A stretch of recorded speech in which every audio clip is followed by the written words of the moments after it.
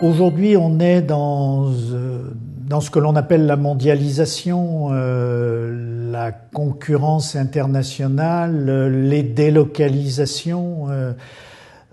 Il est pas imaginable aujourd'hui pour de grandes agglomérations, et pas simplement Lyon, Marseille et Paris, il est indispensable de travailler à l'international en matière de promotion, de prospection, de contact, de relations. L'ACAPI, pour parler de ce que je connais, n'a pas les moyens d'exister à l'international. Saint-Étienne l'a peut-être un peu plus que nous, mais quand on est au Japon, à Shanghai, déjà Lyon, pas très évident, bien qu'il y ait une histoire entre Lyon et la Chine, mais exister sur la côte est des États-Unis, dans les pays asiatiques, seules quelques très grandes agglomérations de dimension européenne ont la capacité de le faire. Donc nous avons, les Stéphanois, les Nord-Isérois, nous avons des atouts économiques, nous avons des entreprises qui existent à l'international.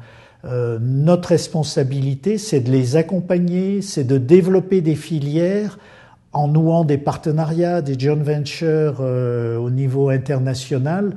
Et pour ce faire, eh bien, je pense honnêtement qu'il n'y a pas d'autre solution que de mutualiser des savoir-faire, des réseaux, des moyens qui sont ceux des agences économiques, la DERLI, la EPI pour ce qui est celle de l'Isère, de mutualiser des présences à des salons internationaux.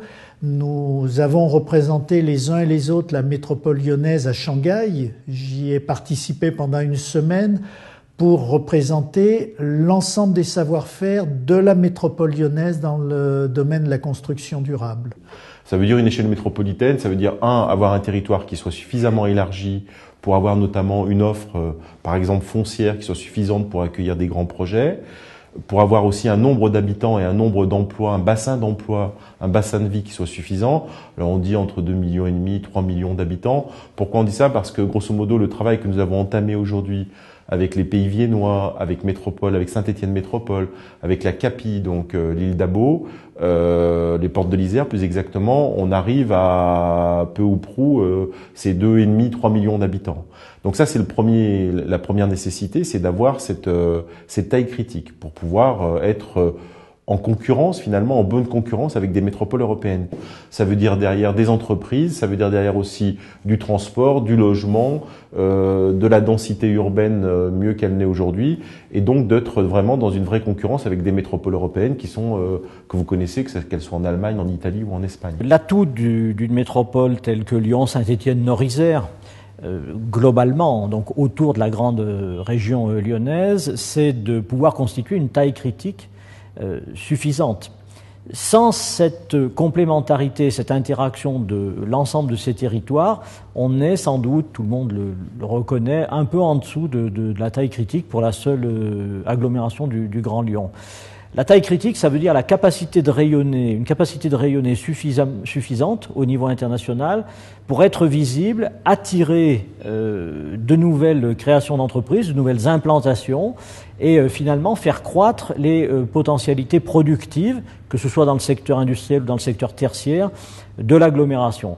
Et c'est vrai que la visibilité aujourd'hui, quand on se promène en Europe et a fortiori dans le monde, la visibilité de Lyon est réelle, mais la France est un pays très centralisé où Paris domine tout très nettement.